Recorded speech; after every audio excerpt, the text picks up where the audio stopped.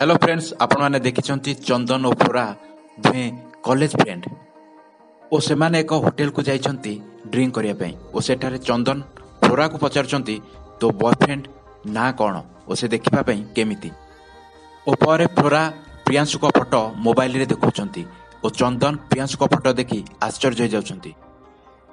सेपटे प्राप्ति और प्रियांशुकर लव स्टोरी स्टार्ट हो जाइछि।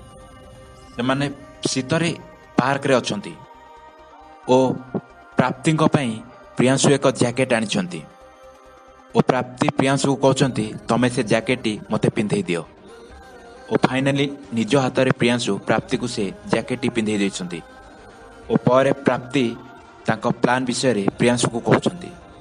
दर्शक बंधु आपण कौन लगुच प्रियांशु को मन में प्राप्ति प्रति किसी भी फिलिंग्स आसिलानी ना नाई कमेंट माध्यम निश्चिंत जनातु। और आज अध्याय जदि आपको भल लगी भिडियो लाइक करे सहित आम चैनल टी सब्सक्राइब करनी।